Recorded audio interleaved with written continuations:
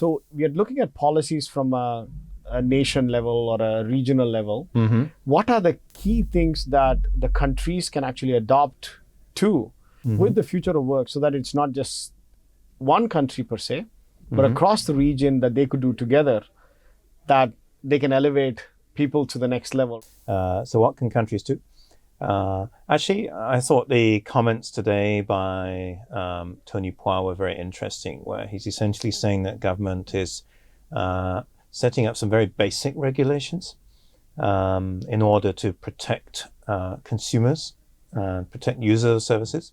But beyond that, essentially seeking to allow the new services to develop themselves, to actually open up the market.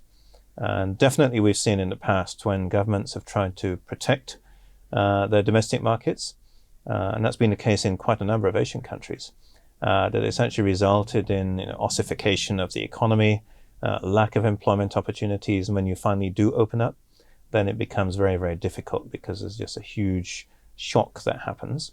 So here the government's policy appears to be to be open to change, and then to see what protections may be needed as change unrolls, rather than trying to just hold back and stop it and maybe wait to see what other countries have done first. Right. I mean, I think if you ask me, I think all countries or all big companies, the first stop that they would actually come to is one of the big fours. You guys are defining the strategies for these large companies, and also from large companies which are either GLCs or even public or private companies are adopting to these changes in future of work. That's right. What would your first key advice be for these organizations? So there's a couple of things. One is that when we talk to our clients, we talk about digitization, enabling to do what they currently do better, cheaper, faster. But the more exciting digitization is when you can do something that you couldn't do before. As a result of having digital capabilities, you can offer services that you couldn't offer before. You can offer value to customers that you couldn't offer before. And that's much more interesting. So where we typically start when we work with our clients is actually not with the workforce first. What we start with first is the customers. How are you going to add value to your customers? What is it that you can do with your existing capabilities and digitization and a bit of creativity in order to find new ways to add value?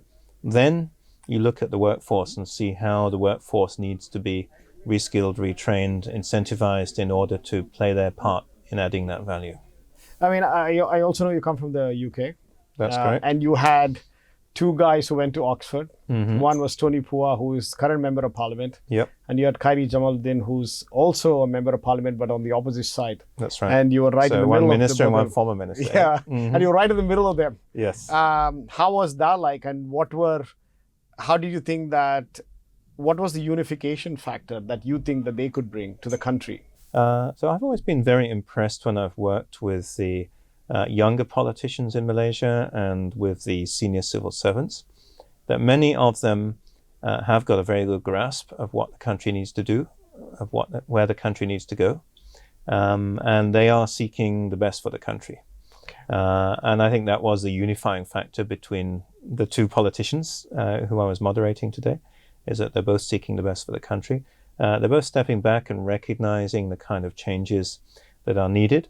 Khairi, interestingly, has moved from being a minister to being in opposition. That's actually giving him a lot more freedom now to explore perhaps controversial new approaches. Whereas when you're in government, there are quite a lot of vested interests in Malaysia, as in all countries, which mean that the politicians in power need to tread carefully. One key takeaway from that policy panel that you moderated today, you had U.S. economic policy advisor for the U.S. Embassy with you. You had Tajuddin Ali, who was also have led many companies under Khazanah, leading being part of the panel as well. What were their views, and how did you sort of say, okay, this is the main thing that I think if I bring together as a public policy for my panel? So having a U.S. economic advisor from the embassy was very good, giving that external perspective. And his emphasis was that Malaysia needs to work closely with international companies. So obviously, in his case, with companies from the US. He actually emphasized the fact that Malaysian workforce are very flexible. And so he was describing how you can hire Malaysians. He said typical US company, US investor in Malaysia will have 80 to 90% Malaysian workforce. And that they are able to adopt the US work culture and work styles which the investors require. So that works well. And he wants that to continue, obviously, in order for Malaysia to continue to be an attractive destination for US investors. On the other side, Tajuddin Ali, very, very interesting stories that he was telling about his experiences running government agencies and Tenaga, the electricity utility, during his career. And I guess the concern that he was expressing is that the government didn't necessarily follow through on all of their good intentions. So he talked about how CIRM, the standards agency, was corporatized, but then the government didn't make sure that the business that they had been promised was actually going to come through from the government agencies, which were supposed to be paying them. So that left them in a rather difficult position where they're kind of neither here nor there. And his concern was that it's good to build flexibility into the civil service, but you have to do it in a way which is sustainable. Do you think, in Strategy and Co., do you guys define the next workforce for the next 10 years blueprint? Or is it a 1-year blueprint, or is it 2-year? Or is it going to change? What is the time period that you guys look at? Yeah. So actually we look at a variety of different time periods. And obviously if you're working with the HR department, you're looking at the next 3 to 5 years. Okay. They want to know who's going to be in place. Typical workforce rotation, particularly at junior levels, it's 3 to 5 years is about as far out as you can see, and it's going to be difficult to predict out of the fresh people who are coming in who's eventually going to push through to become the top management of the company. When you can see potential high flyers, but you need a bit of time for them to actually mature themselves and develop. That being said, we also, especially when we work with governments, are thinking about more of the generational workforce requirements. So Malaysia had been working on the TN50 policy development, which actually stopped at the last election. But if we think about TN50, 2050 sounds a long way away, but anybody who's in management now, their children are going to be more or less the age that they are now in 2050. So it's only one generation. And that generation has to cope with a huge amount of change. So when we're thinking about policies, when we're thinking about educational thrusts and policies especially, then we'd be thinking about what you have to do to shape the next generation to be ready for the kind of work that you're expecting in 20, 30 years' time. I mean, everybody's so focused on the younger generation. What is happening to the aging population? Yeah. Where are they going to end up? Because if it's all about money, so who's going to really take care of these elderly folks? Yeah, well, this is an increasing challenge. And certainly in Southeast Asia, Malaysia not accepted, the demographic pyramid is changing significantly. The number of older people is rapidly increasing as a proportion of the population. Therefore, the cost of caring for those older people is going to be increasing as well. The pension provision in this part of the world is very much about your own savings, the EPF and similar. If you use that up, then you're on your own. Right. Yeah. So, how do we move forward? Well, we had a very interesting discussion as well about the gig economy. And the gig economy, I think, has its most useful contribution at two ends of the labor market. One is people who are entering the labor market, perhaps have not yet built up the skills to be really contributive in a major corporation. Right. Students and fresh graduates. It gives them an opportunity to actually start making some money. Okay. And the other is, and I think this is very interesting, for the older generation, the people who are perhaps with 30 years of work experience, they're looking to reduce maybe the number of hours they work, but they actually have a lot of knowledge, a lot to contribute.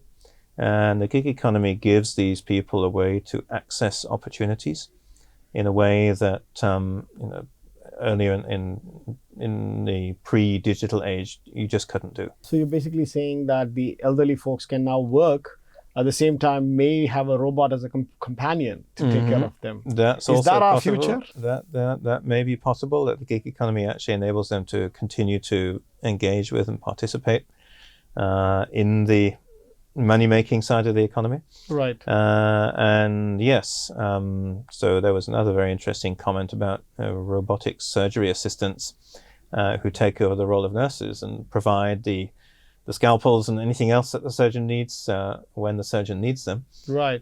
So it's actually taking out some types of employment and replacing it with other types of employment. So what would be your advice to, I think, Malaysia in general, and also the younger generation, and in particularly this conference were more focused on the CXO level? So I would maybe go back to another discussion which popped up all the way through today, and including in the panel I moderated, which is on what kind of education do we need moving forward. And one of my concerns as I look at the current discussion on education, and this was reflected by Tansri Rebecca in the panel before mine, was that we're very focused on STEM. She's saying we need to focus on STEAM, so adding in the arts, the creativity. And I would go beyond that, and I would say teaching people to be able to think in a very structured and analytical way is actually very, very important, because those tools can be used in all kinds of situations. Whereas if we are simply teaching people how to fulfill a particular here and now job, that job may well not exist. Right. And if we talk about steam, my great-grandfather made a living building steam engines. Wow. Very highly skilled job. Lots of metal turning, casting, assembling a steam engine, and actually operating a steam engine. Also very, very highly skilled. Took years and years of apprenticeship to learn how to do that. Right. That job is completely irrelevant today. Okay. Yeah, nobody builds, I don't think anyone builds steam engines anymore. Maybe a few people refurbish them as a hobby. Right. So we've actually moved into a very different world where actually when you're manufacturing for vehicles, almost all the manufacturing is done by computer-controlled machines and robots, actually to a far higher tolerance than people could ever do. Correct. So our role now has changed from being very highly skilled in machining metal to being very highly skilled in thinking how can we use these machines in order to create a better world. And I think that was the whole idea of Alumni Alliance, was to bring more and more of these together. Thank you so much. My pleasure. Thank you. Thank you.